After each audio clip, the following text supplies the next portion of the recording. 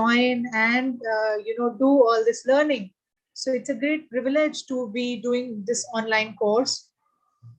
Otherwise, this course is generally conducted at home.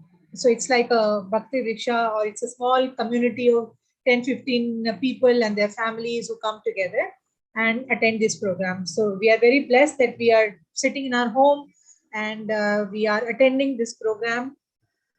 So as I had said in the introduction, that Bhakti Vriksha is like a tree, and it was initially started by Chaitanya Mahaprabhu, and he would go from town to town, village to village, and he would propagate, he would spread Krishna consciousness, and he wanted that each of us should take up Krishna consciousness, and in turn, we should make more people Krishna consciousness.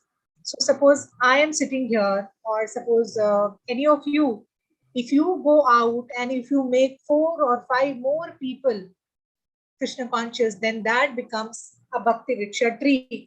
It grows like a tree. So that is the whole intention of conducting this program, that you should come together, you should try to understand so many things so many questions which are unanswered spiritually.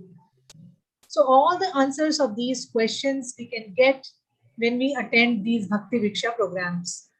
So we are looking for a program of 64 weeks. But let me tell you that this program can expand little more also, because depending on how much you are grasping, how much you are understanding. So I'm in no rush. I'm not in a hurry to, complete 64 weeks, because I want each and every person who is joining this group to nicely understand the concepts, all the spiritual concepts. Because without knowing the basic concepts, how will you go forward and preach to other people if you yourself are not clear on those fundamentals? So this Bhakti Vriksha will be like ABCD of your spiritual journey. So many things we had covered in our DYS sessions also. Last year we conducted Discover Yourself. So many such things we had covered there also.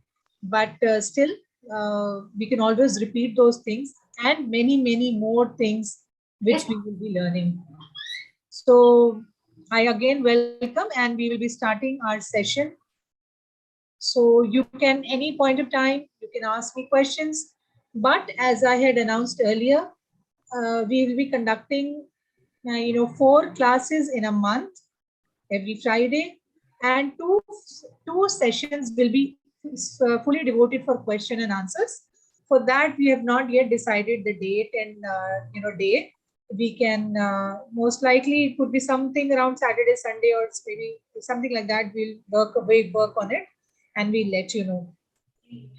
So we will begin, and I request that if possible, you can make notes. Anyways, we are live on YouTube, so this program it's easily available on YouTube. Those people who are missing the program can watch this live program on YouTube anytime. You can log into ISKCON Deaf Community and you can see this program again. So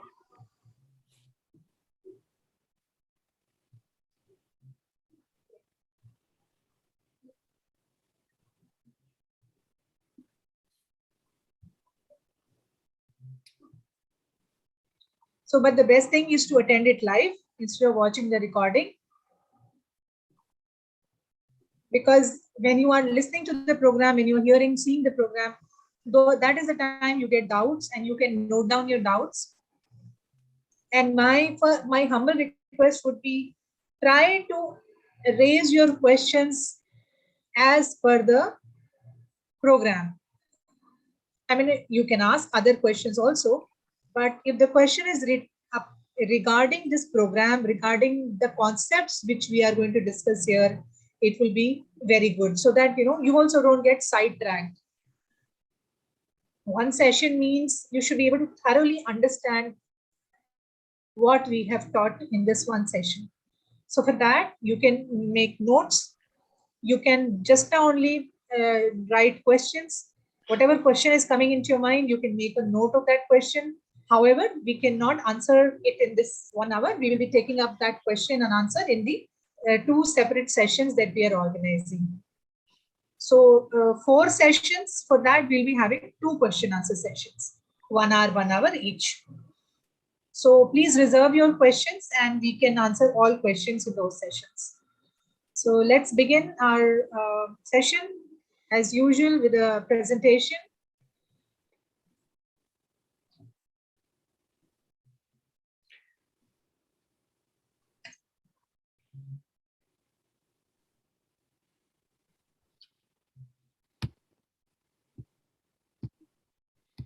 Yeah, so I shall start sharing the screen.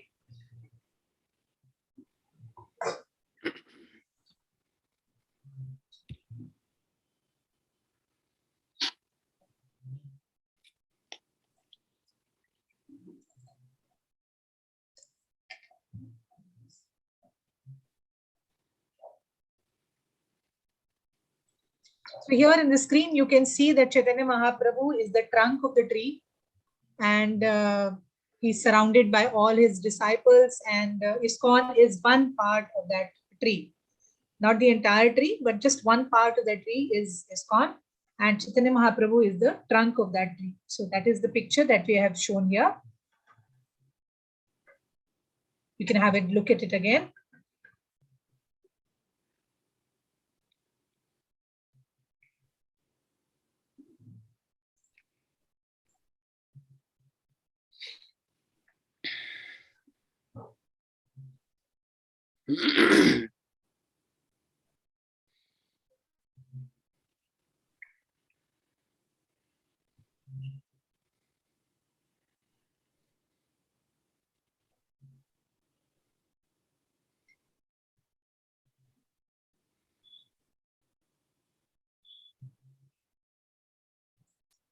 So when we are talking about ISKCON, we have to talk about Srila Prabhupada. Why? Because if we are gathered here, we are sitting together, we are trying to understand scriptures. He is one man who has simplified the scriptures for us.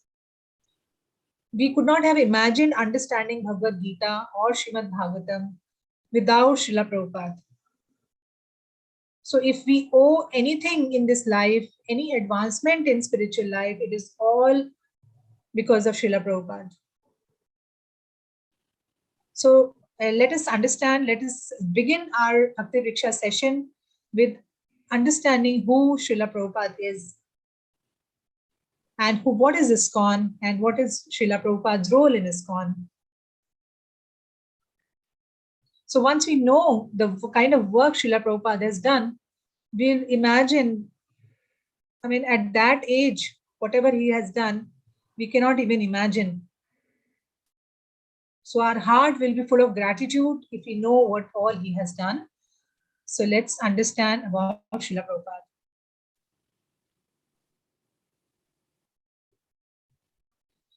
So it's a small life journey of Srila Prabhupada, very, very small, just 1 or 2 pages. I'll present to you.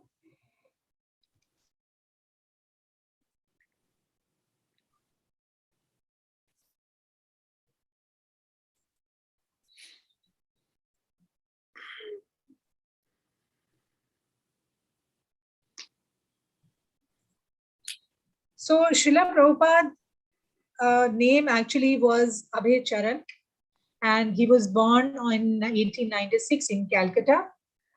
He was born the very next day of Janmashtami. His name was Abhay Charan. Okay. Now Abhay Charan was a great devotee of Lord Krishna. From a very small age, he was a wonderful devotee of Krishna. In fact, his entire family was very pious. And if you have by chance seen the Rath Yatra which takes place in Puri, the Jagannath Yatra, so when Prabhupada was very small, his name was Abhay Charan, and he wanted his parents to give him a wooden cart so that he can also take out similar Rath Yatra of Jagannath, Baldev, Subhadrama.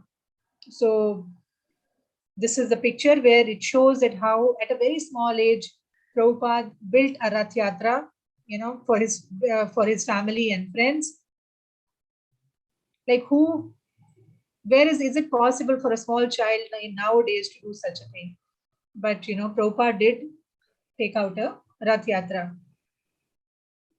So he had a great devotion for Lord Krishna.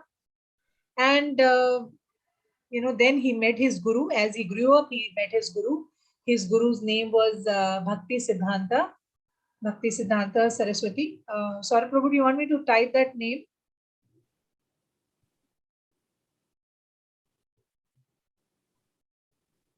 Okay, so his guru's name was Bhakti Siddhanta Saraswati. And so he got his Diksha, his guru. Yes, Mataji, they're saying that if we can put the name, it will be good. Because people in the West are Hello, Mataji, can you hear me? No knowledge. They are in total ignorance. So Mataji, in 1965, Mataji. At that time, Prabhupada was 69 Mataji? years old. Mataji, can you hear me? And in that old age, he traveled to New York City in a cargo ship. So can you imagine what is a cargo ship? Cargo ship is a ship which carries goods. It is not any luxury ship. It is not a very comfortable ship to travel in. It was just a ship which will carry the goods. In that ship, Prabhupada traveled, and at the age when most of the people would be taking retirement and sitting with their grandchildren, at that time, Prabhupada traveled to New York. And what he just had a suitcase and few books in it. And in that ship, Prabhupada went through 2 major heart attacks.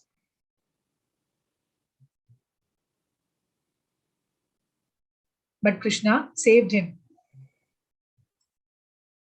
He could actually feel that, Krishna came to him and touched his forehead and he said, "You will be all right."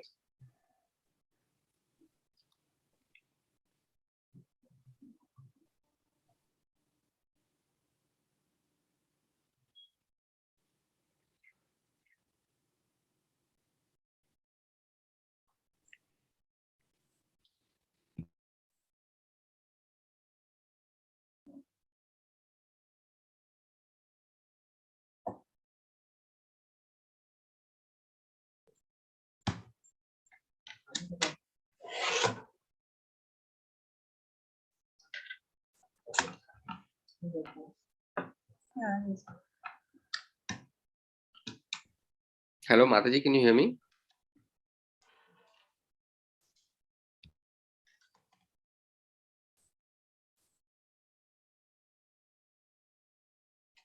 Yeah, so at that time, Prabhupada, when he reached New York, he had just 40 rupees in his pocket. Can you imagine 40 rupees? Although it was a big amount during those times, but 40 rupees is a very, very small amount. And in his suitcase, he just carried some books.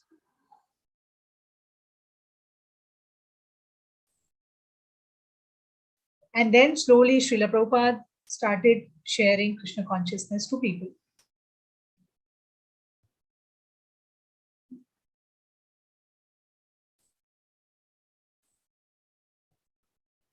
Mataji, Srila Prabhu was saying something in between.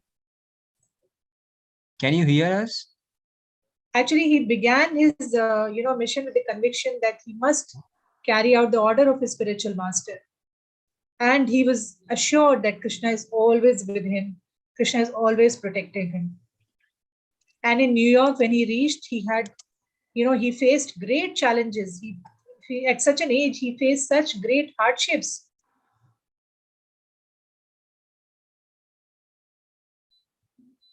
Sir Prabhu, I think you can hear me. We can hear you. Can you hear us? Acharya Prabhu? Can you hear us? Hare Krishna. Hare Krishna.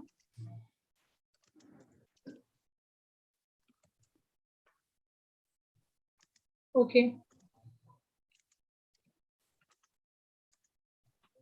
1 second, sorry, Prabhu. Just give me a minute, please.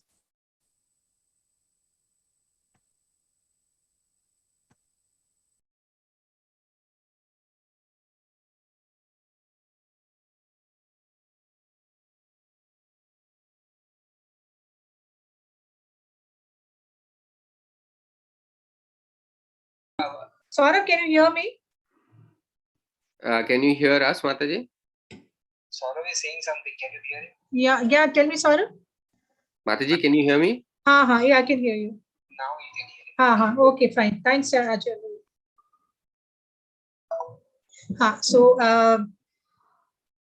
So Prabhupada was very, very convinced. Imagine an old man reaching a city in which nobody knows who God is and preaching in that kind of a place. He faced such a hardship with no money, no friends, no place to live, no followers, and he was not even a young man. Being, when you're young, you can do so many things. How much can an old man do? However, with the mercy of mercy of Krishna, with the blessings of his spiritual master, many people came forward. Many young people, came forward and became serious students of Krishna consciousness.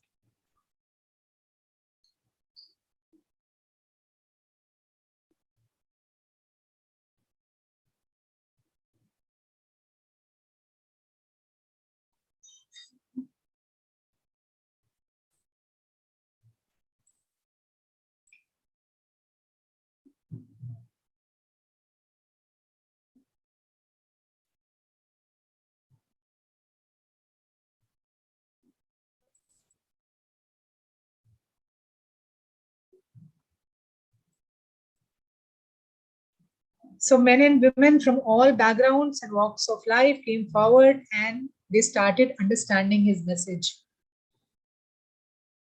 And, he circled the globe 14 times. Can you imagine? 14 times he went the entire globe, entire earth, in order to spread the teachings of Lord Krishna to thousands and thousands of people.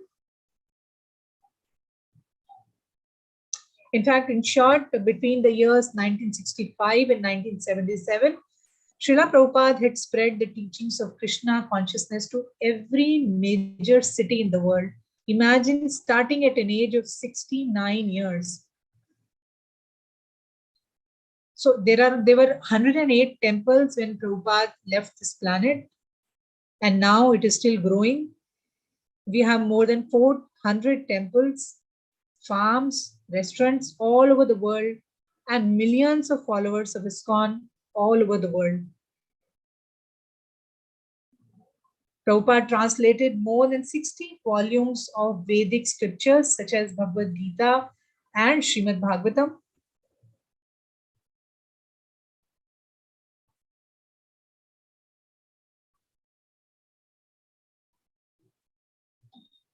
In India also, he built many temples, which includes a beautiful temple in Vrindavan and another in Mayapur. Mayapur one is getting ready.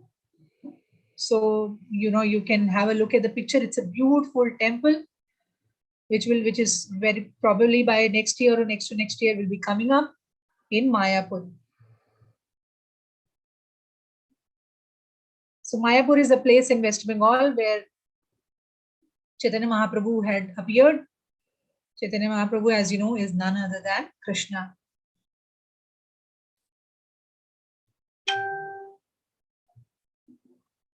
So the glorious ISKCON that we see today, many people feel that ISKCON is a very rich temple and everybody is very, very opulent and very well off. But behind that opulence, behind that richness, there is a struggle of an old man. And there are blessings and blessings of Prabhupada's spiritual master, and of course, the blessings of Lord Shri Krishna. Because Krishna says that if you are preaching my message, I'm always there with you. I'm always protecting you. So if you try to do something material, Krishna might or might not be there with you. But when you are spreading the message of Krishna, then Krishna will personally take care of you. So it is not possible to do such a thing. Many of you who are old in this group, who are grandfathers, grandmothers, or who are going to be grandfather, grandmothers, Can you imagine doing such a thing, traveling all alone to a place you're not aware of? You don't have a house to live in. You don't know what you're doing, why you're coming there. There's nobody supporting you. People are stealing your, your money, your luggage.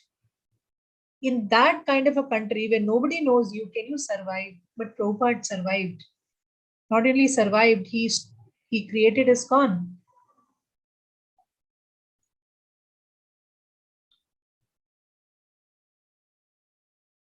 So in July 13, 1963-66, Prabhupada officially registered his organization in the name of ISKCON.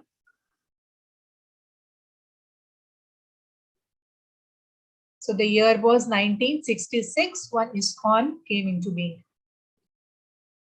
So it is the ISKCON that we see today is all the hard work of Srila Prabhupada. So if we speak anything, if we open our mouth, we cannot open our mouth without thanking Srila Prabhupada. It is all because of him. Somebody has raised his hand. Is it urgent? Any problem in communicating? Because I cannot answer the question right now. Fine, we'll move on.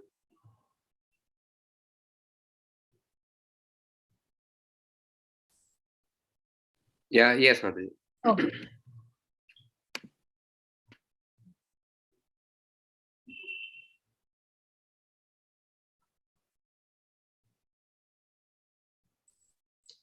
So now we have come to a very important part, which is called Prabhupada Pranam Mantra. So whenever we are praying to somebody, when we are praying to God, there's a prayer, right? There's a definite prayer. So whenever we begin our spiritual journey, we have to pray to somebody, right? So the first person we pray to Prabhupada, because through him we have understood Krishna. Had Prabhupada not been there, we could not have understood who Krishna is. If today we can read about Krishna, today we can read Bhagavad Gita or so many other scriptures, it is all because of Prabhupada. So whenever we do our prayers, the first prayer we always do is offering our prayers to Prabhupada. So this is one prayer which is in Sanskrit, but I have, for your convenience, I have translated a very, very simplified version of this prayer. So what I request you is you can watch this session later on also, and you can see this PPT also, those who can read, otherwise those who can see the sign language, kindly try to memorize this Pranam Mantra, because in all the 64 sessions that we are doing, our first slide, we will be doing Prabhupada Pranam Mantra. So I want all of you to learn this, if possible. No hurry, not that next session you should be very, very learned in this, but slowly as you progress, try to memorize Prabhupada Pranam Mantra. So I'll just share the screen and I'll read it out to you. Sorry, you've already seen it. I'll just read it out to you. So we say that I offer my respects to you, O Divine Grace, A.C. Bhaktivedanta Swami Prabhupada. So that's the first line.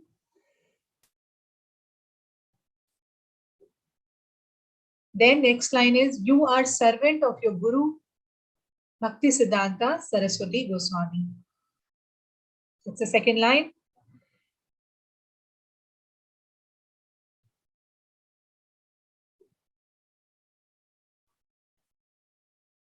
And third line, you are kindly preaching the message of Lord Chaitanya and delivering the Western countries.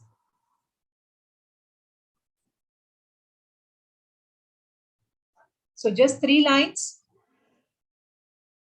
For your benefit, we have translated from that difficult Sanskrit to easy understandable English, so that the meaning remains the same whether you speak in English or you speak in Sanskrit. The meaning we have translated as it is in simplified version. Right?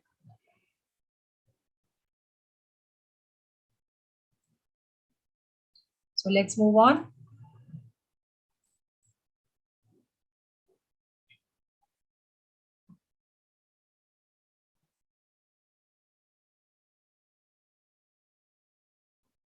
Mataji, there is a question in the chat box. Can we get these 3 lines? Yeah, in the chat box? Yeah. You want me to copy paste in chat box, huh? Is it possible? Yeah, it's possible. 1 second. Give me a minute.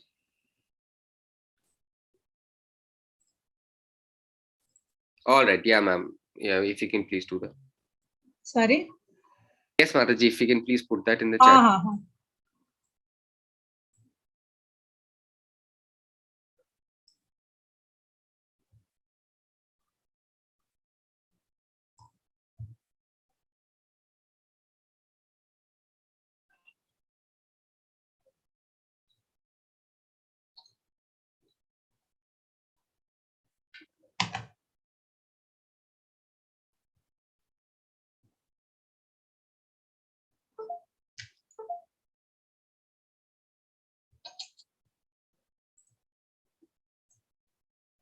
Give me a moment. Sorry, Prabhu. Do you want me to do it now or maybe during the session anytime?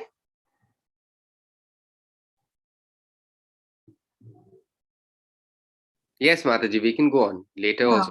No, my mouse has got stuck and not able to copy paste. I'll just see it.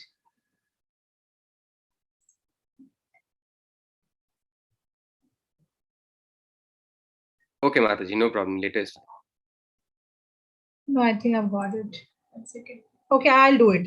Huh? Before winding up, I put it in the chat.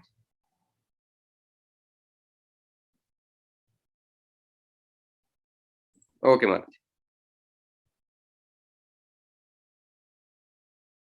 So we've already seen this screen. Okay, so now let's start our session. Till now, we have been discussing about ISKCON. We've been discussing about Srila Prabhupada. So now let's start our Bhakti Vriksha and try to understand what we are actually doing here, sitting. What is it all about spiritual life? What is it all about understanding Krishna? So let's begin from our ABCD, the basics.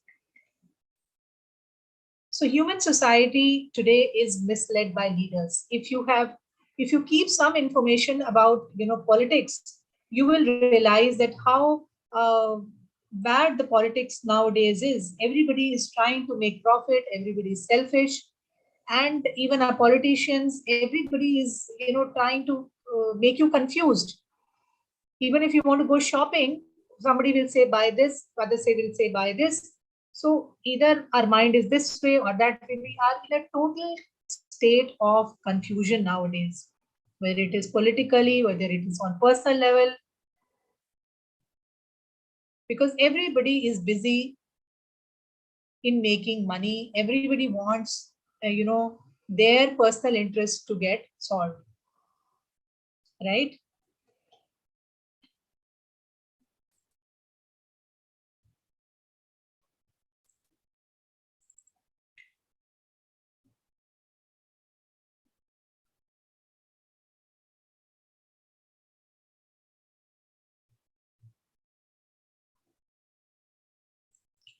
So this is actually nowadays you will see that people have such less patience. At small thing you say, even to your children, suppose those who have grown up children, you say a small thing to your child, they will be so agitated, they'll be so angry. So the level of patience is not there nowadays in anybody. You go on the road and on a very small thing, people will start fighting. There is no patience. People do not have patience nowadays. On small things, people start fighting. Actually, it is said that Kali Yuga itself is a very difficult age. We had Satyug, where the time when Lord Ram was there. Compared to that, now look at the times when it is Kali Yuga. We are living actually in a very difficult times. Therefore, our scriptures, our shastras recommend that for this age, there is only one solution, and that is chanting the name of the Lord.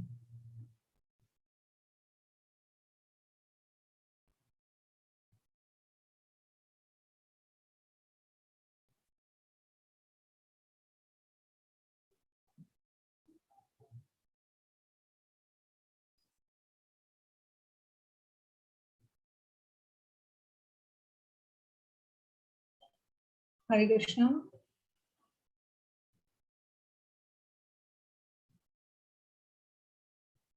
Therefore, in Bhakti Vriksha, what do? We come together, like we are meeting now, we'll be meeting every Friday. We try to understand about God. Who are we? Who is God? Why we have come to this material world, why and how we can chant his name, and what will happen if we chant his name. So, as I had mentioned in the initial introductory speech, when you would have got that message video that yes, Bhakti Vriksha is going to start. Let's plan. Bhakti Vriksha is intended so that your own house can become a beautiful temple. Your own house, you need not go out anywhere in search of a temple, because if you are chanting the name of the Lord, if you are offering bhoga to the Lord, your own home, your own house will become like a beautiful temple. And that is the purpose of a Bhakti Vriksha. The intention of keeping a Bhakti Vriksha course is that all of you, just being at your own house, just being at the comfort of your own house, understand who you are, who Krishna is, why should you chant his name, what will happen by chanting his name. Just being in your house, you can convert your own house into a beautiful temple. So this is the intention of a Bhakti Vriksha, that we all come together every once in a week. We discuss so many beautiful things that slowly, by the end of 64 weeks, you will see that how you have transformed, that how your whole family has transformed, how the environment of your own house has transformed.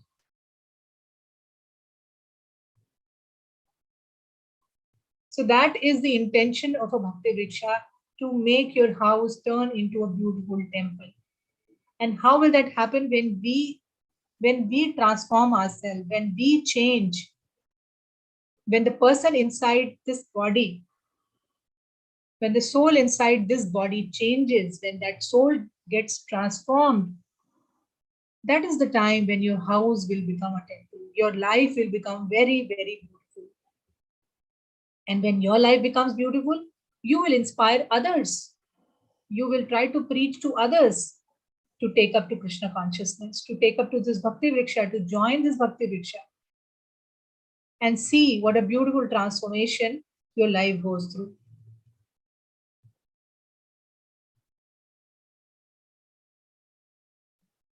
So we will get answers to many unanswered questions through this Bhakti Vriksha.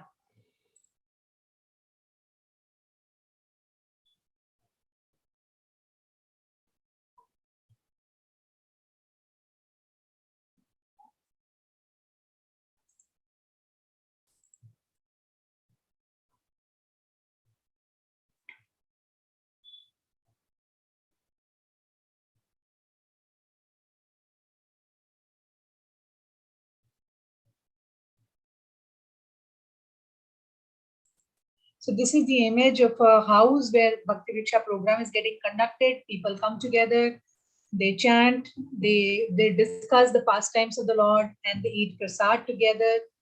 But since we cannot do, but once the pandemic is over, you can also start your own Bhakti Vrikshas. If you have people in your colony, you can preach to them. You can organize such programs. So slowly you will also get trained in all these things, right?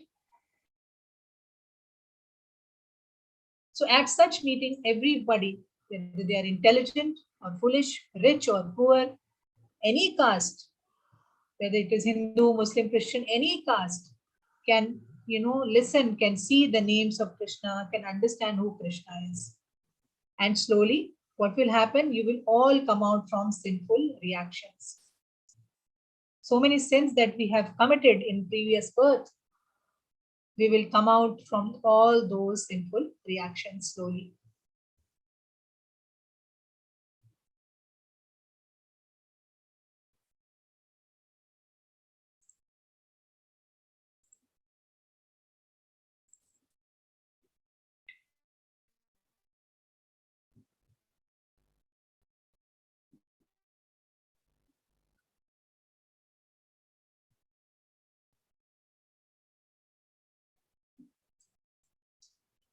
Those who have would have attended the the DYS session that we had taken would have heard, but those who have not, for their benefit, let's repeat all these things again. So why what is the purpose of getting spiritual? What is the purpose of attending this Bhakti Vriksha? One is that we all are human beings sitting here. That's a very basic thing, right?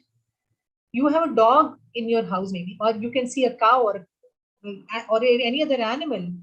So what is the difference between you and that animal? Is there any difference? You sleep, they sleep. You eat, they also eat. You create children, they also create children. You struggle to have food every day, go out and work. They also struggle to get food. So what is the difference between you and the animal?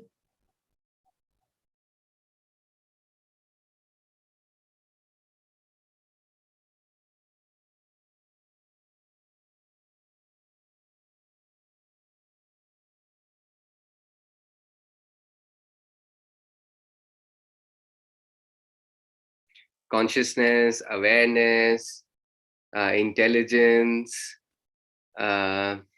Answers coming from Ganesh Prabhu, Uma Mataji. So, what is the purpose of your life then if you are as good as an animal? Can you hear me, Srila Prabhu? Mataji, are you able to hear us? Because I feel that I'm speaking, you are unable to hear. There were some of devotees were answering. Did you hear that? No, nothing, Prabhu. Actually, my internet is not very stable. I think I'll just move my location. I'm not able to get a good connection.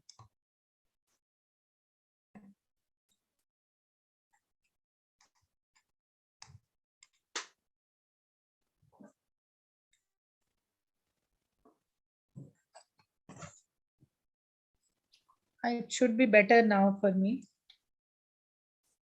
Yeah. So what is the difference between the animals and us? So the aim is that we can understand who we are. We can understand that there is a purpose that we have in this life. We are not same as animals. Although we also eat, sleep, have sex, and we also fight, we also defend ourselves, we also try to protect ourselves. But still there is a purpose for our living. Why did God not make my soul as an animal soul? Why did God make made me a human being? So there must be a reason for it, right? So that is why the aim and objective, the aim and objective of human life is self-realization.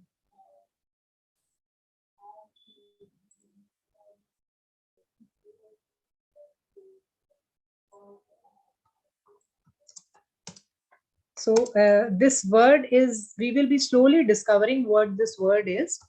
So maybe for the time being, you can just understand this word, self-realization. So the aim of human life is self-realization. And self-realization is equal to connecting or establishing, again, connecting to Krishna, connecting our lost relationship to Krishna.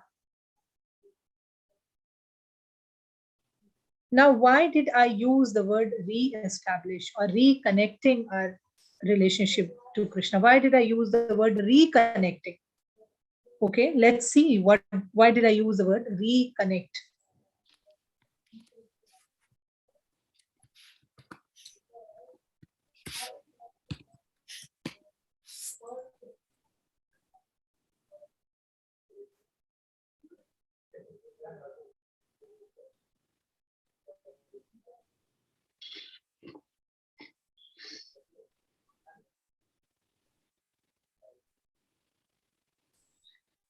So our scriptures tell us that we all are actually parts of the Lord, parts of Krishna. We do not probably know it, but we are all parts and parcels of the Lord. However, when we die and we take birth again, we forget that relationship. We forget our relationship with Krishna. For example, you have a child, you have a grown-up son, and he leaves you one day for college, and slowly with time he forgets you. Sometimes we are just taking an example. So does that mean that he's not your son and you're not his father? It's not like that, right?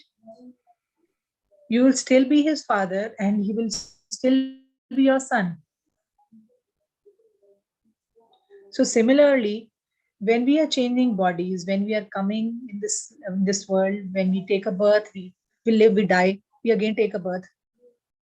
Although we are changing bodies, although we are becoming this, then this, and some other birth, but we still continue to be the children of the Lord. And that relationship actually we forget. We forget that we have a connection with the Supreme Lord. We forget that we have a connection with Krishna. And when we are studying about Krishna, when we are studying about, when we're trying to do the spiritual realization, when we try to attend Bhakti Vriksha, we are actually trying to revive or renew our relationship with Krishna. So this is what you all are sitting here. You all are trying to understand this course, and slowly you're trying to understand that yes, I'm that child who is separated away long time back from Krishna. And this is the time I must renew that relationship. Okay, so this is what it means to reconnect or re-establish, because in every birth, we forget him.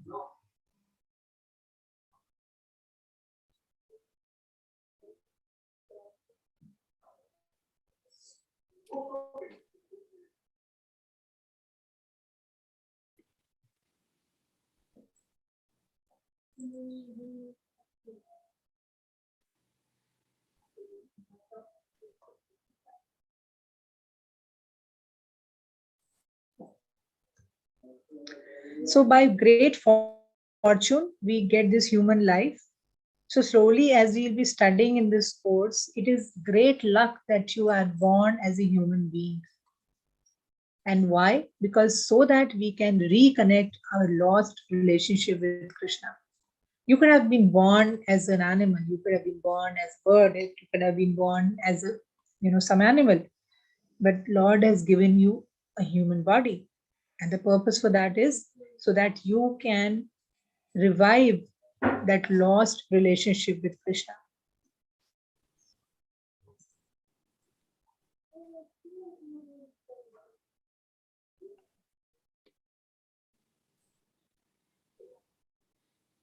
But my dear friends, what will happen by re-establishing my so-called relationship with Krishna? And what is the need of re-establishing relationship?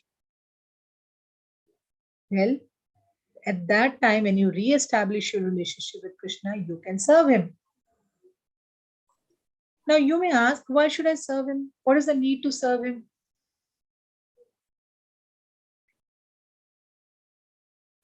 Vyom? Vyom?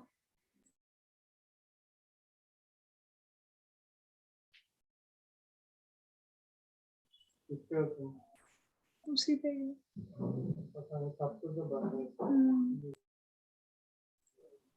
Yeah, so I'll move on.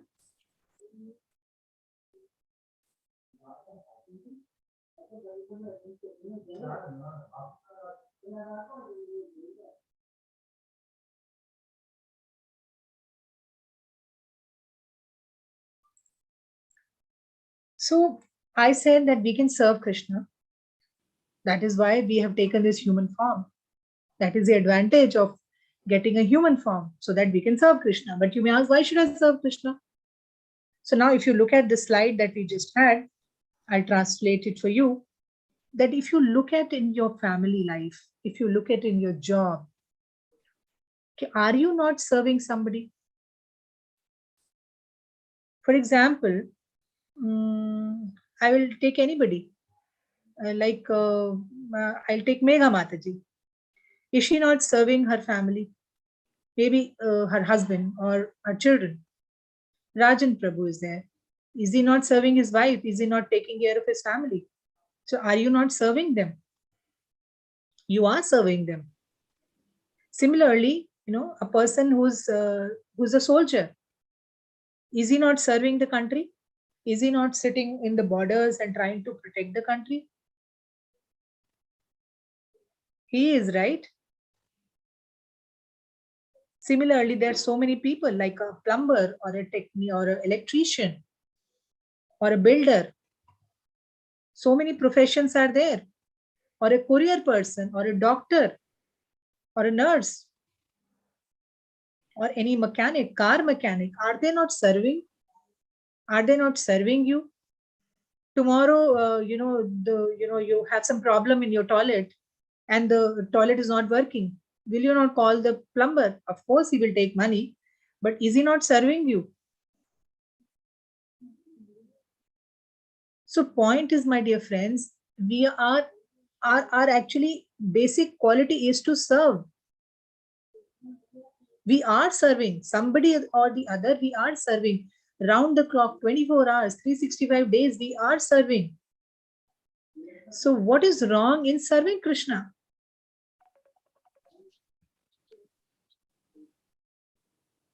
So when you get a human body, the advantage of getting human body, one is to understand who you are. You have higher intelligence. You're not as bad intelligence like an animal. You have better intelligence and you get an opportunity to serve Krishna. Because anyways, you're serving somebody, right?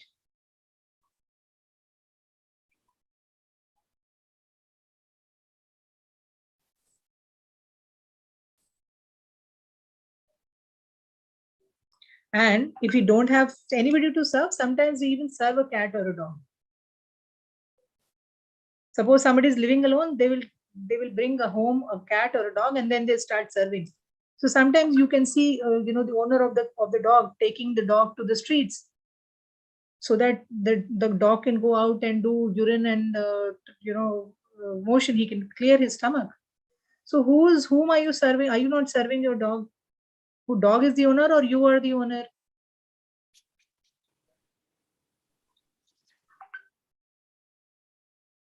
So you are even serving a dog.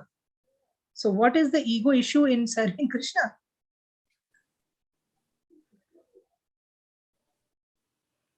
So point is, my dear friends, that we are meant to serve somebody. We should not have any ego issue that, oh, how can I be servant? The word servant actually is a very objectionable word. Everybody feels, oh, how I am so rich. I'm so powerful. How can I am in such a big position? How can I be servant? But you are a servant. You are a servant to your wife. You're a servant to your husband. You're a servant to your children. You're a servant to the country. You're a servant to your dog or cat. You are a servant. Let us understand that. Your basic position is to serve. You cannot live without serving. Right? But are the people whom you're serving, are they satisfied? Tell me honestly.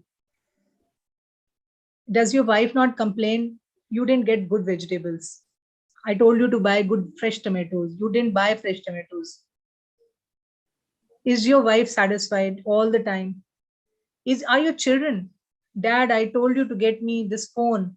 When are you going to buy me a phone? Are they satisfied with you? Your children for whom you're doing so much, are they satisfied with you? Your boss, you are 80% of your time you're spending in the office. Is your boss satisfied with you? No much how much hard work you put in, no much how much best of character you show to him, he'll still not be satisfied with you. He'll always be doubtful of, one day you take leave, oh, this man must have gone for shopping with his wife. So although you have put in so much of hard work, but still he is not convinced, he is not satisfied with your performance. So neither you are satisfied, nor is the person whom you are serving satisfied. Right?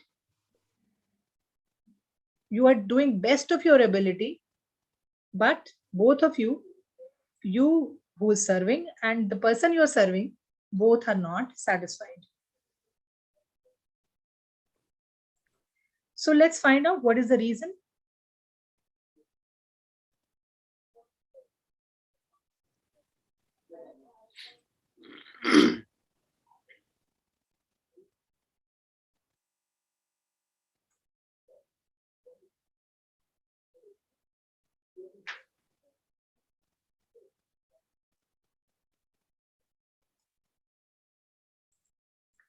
So the point is, my dear friends, that we do not know how to serve and we don't even know whom to serve.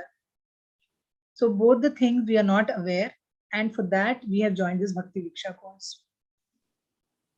For example, if you want to, serve a tree, are you going to give water to the leaf? Are you going to give water to the flower or to the fruit? For the benefit of the tree, you will give water to the root, right? If you give water to the root, automatically the branches, the leaf, the fruit, everybody will get benefited. So is there a formula? Is there a 100% formula that everybody gets satisfied? So for that, let's understand that Krishna is the root of all of us. And if you are serving Krishna, you are serving, anyways, you're serving everybody and they're not satisfied with you. So if you start serving Krishna, automatically everybody will be satisfied, because Krishna is the source of happiness. He is the source of pleasure for everybody, for all living beings. I'm not saying this, it is said in the scriptures. It is Krishna himself says this, that he is the seed giving father for everybody. He is the seed, he's the seed giving father. So if you know that he is the root, and if you start serving him, then automatically everybody around you will be happy. Everybody will be automatically satisfied.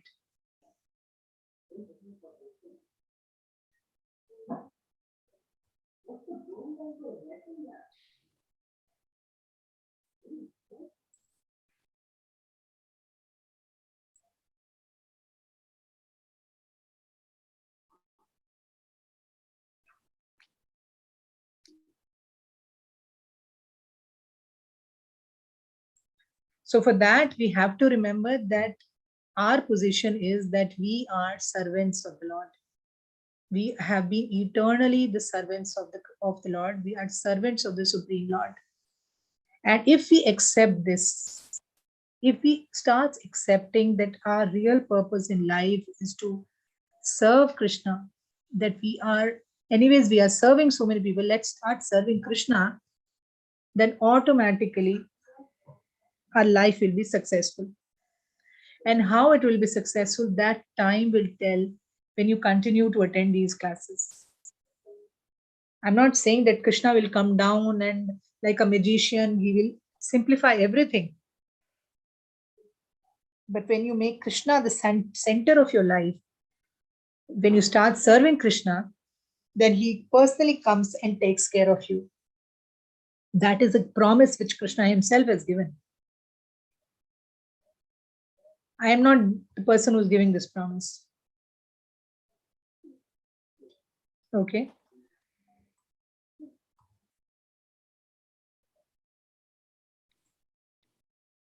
However, many of us, will have a very challenging spirit. We will challenge God. Oh, I don't believe all this. The servant thing. I'm the Lord, I'm the boss. Nobody is bigger than me. So although I am repeatedly saying that Krishna is the original root of entire creation, yet there are so many people who will not believe.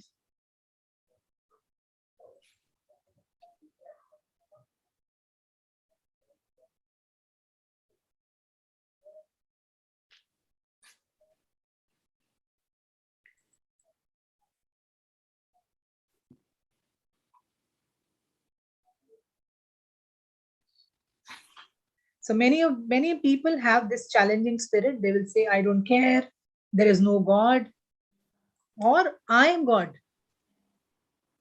Why talk about any other God? I am God. You would have seen there are so many false gurus who come up and they say, you worship me, I am only God.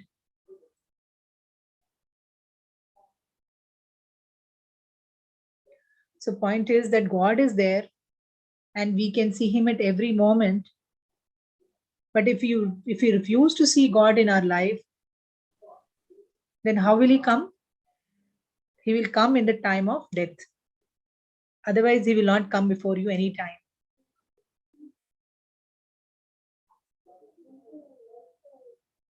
So the sooner we realize his presence in our life, it will be a beautiful experience for all of you. And how things change slowly when we become Krishna conscious is something you yourself will discover.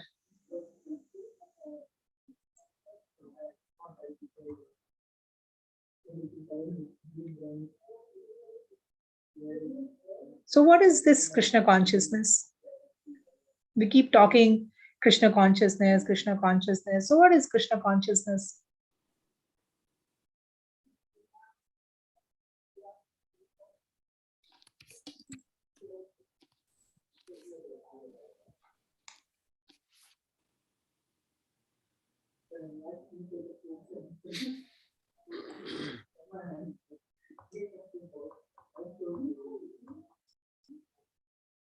So Krishna consciousness, my dear friends, is not any blind religion, or it is not any kind of a revolt.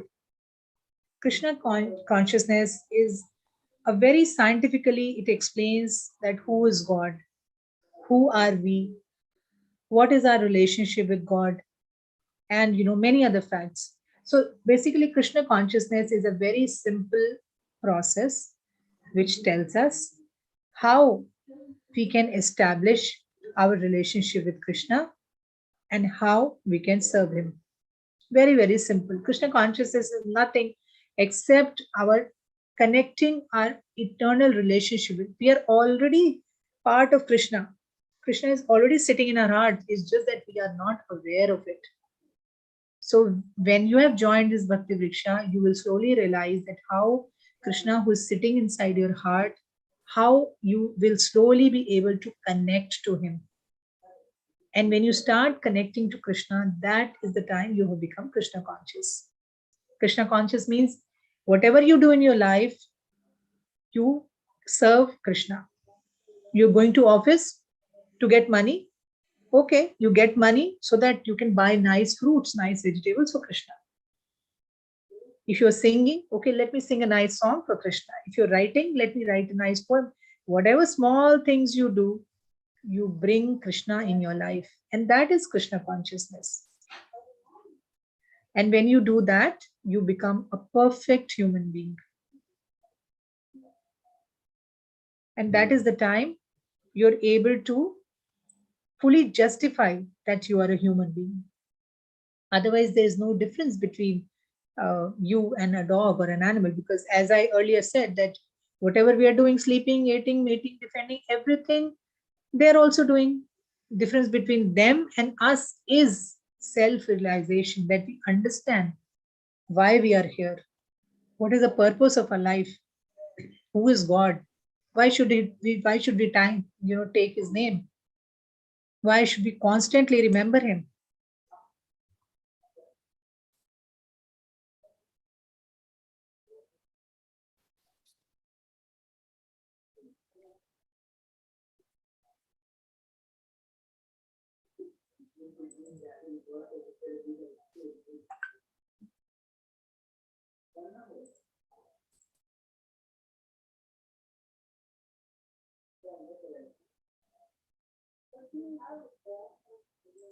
So here you can see Srila Prabhupada in one of the ISKCON temples in America. I'll just share the picture again.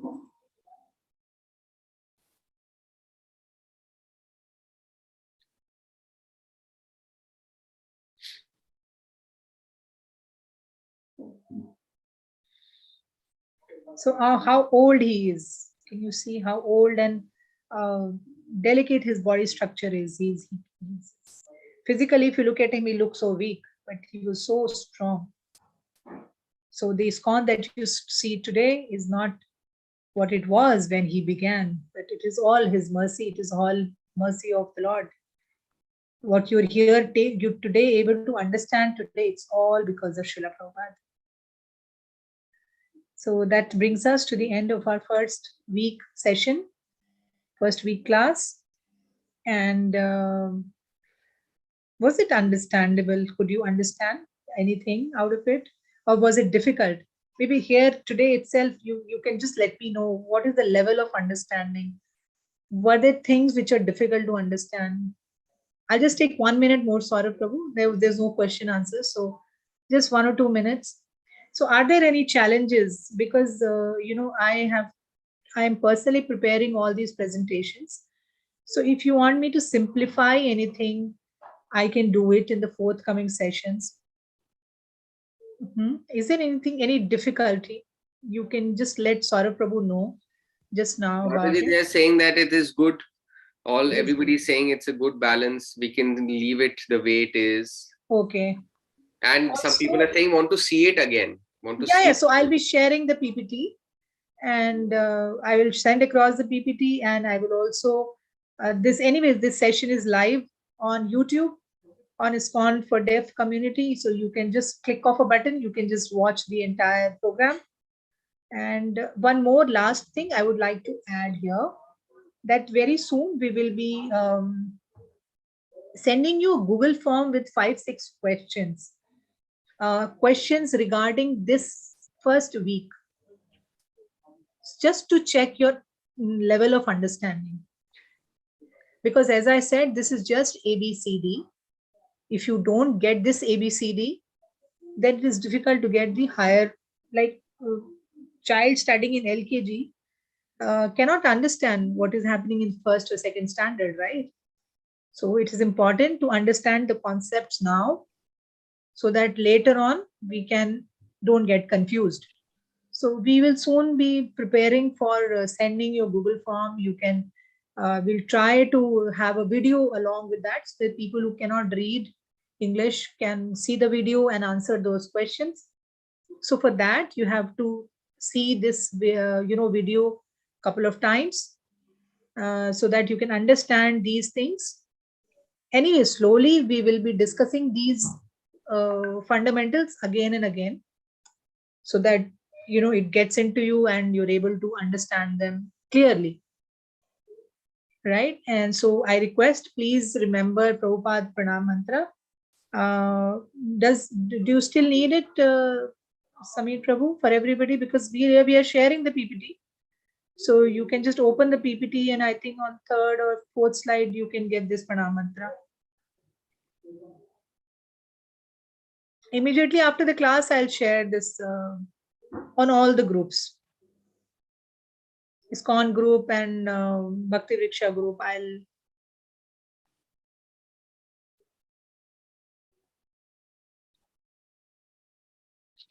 That will do, Mataji. That will do. Okay, fine. So I'm not copying pasting here. So thank you so much for the first week 1 of Bhakti Vriksha. Please be regular. I'll also try to be regular.